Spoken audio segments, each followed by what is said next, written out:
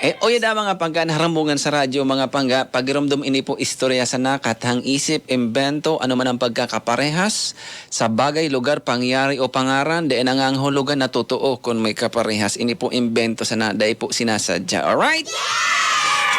Ini daang istorya mga tugang, pakarantisan da akan tulong mga kontestan. Pagpakarantisan. An mga Bicolano, sigurado dahil di mapadaog, ano? No. Pakarantisan da mga panggakan, ano, Amerikano, tapos Hapon, tapos saro daang Bicolano. Kunyan da ayan. Tulo da yan. Pakarantisan dyan. Ano, may nakalusot na naman dyan saro daang Bicolano. An contest da mga tugang, patiribayan daaning lola. Daan contest, patiribayan din lola, may mga nasa entablado da sa tulo, ay may dakulon dang audience, ano? Na-imagine do. Garo Pilipinas Got Talent ang dating, tapos may mga judges sa atubangan na katuro ka, siring kayan. An primero da ang patibayan ning lola mga pangga, so Amerikano da, ayo da nag dang inot dang nagpresentar mga pangga. Dahil ko na Englishon, ano, nasa Bicol bang kita. Ang sabi da kaso Amerikano, matibayan nga ang lola ko. Ano? Sa edad nga kan lola ko na 70 anyos pa, 70 anyos na ang lola ko ngunyan, mas matibay ang lola ko ta nagbubuksing pa ito.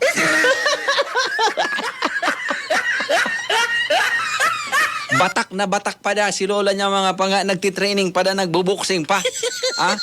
May kaibanan ng uppercut, may wallop, may flying kick pa.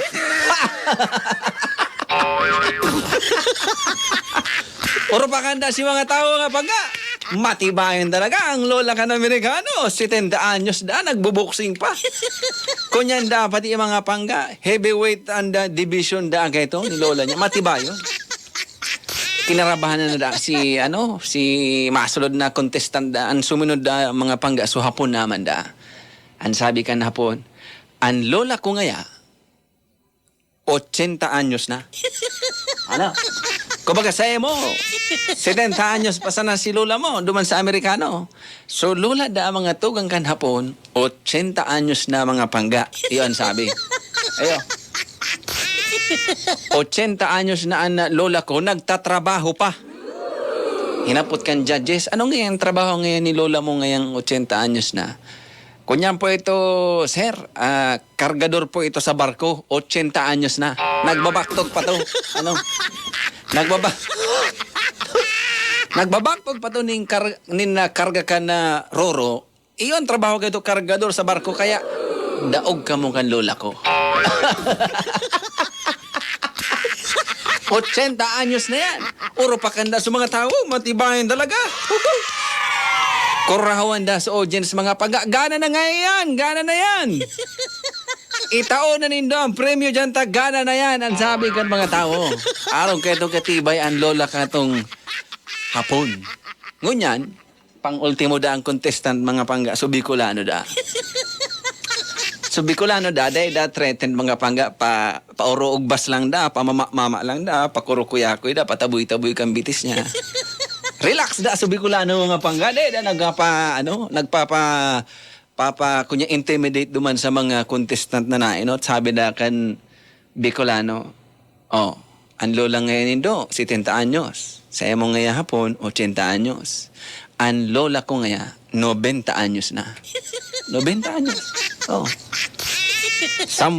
taon na sa nama, centenaryan na ang lola kung makaka-receive na ng sanggatos milgigan sa DSWD. 90 anyos na ang lola ko.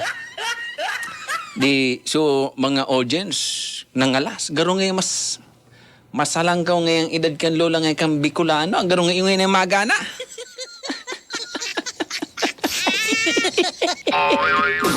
Salangkaw 90 anyos.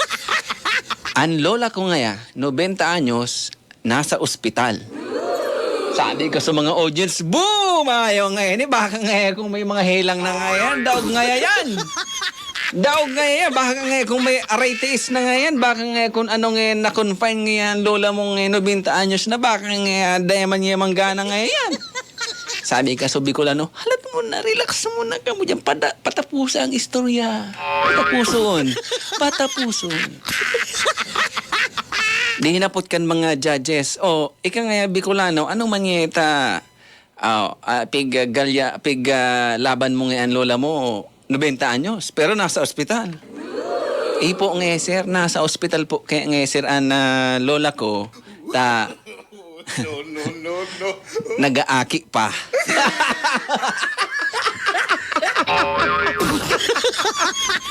Nag-aaki pa po ang lola ko kan sa iyang pan 32 na chikiting butalnak. Sabi da kan lola ko, last naman dahil ito mapalaygit na da. Oro pa kan sa mga tao, gana ang Bicolano, matibahin talaga, di mapadaraw ang mga Bicolano, mga matitibay, mga hambugon.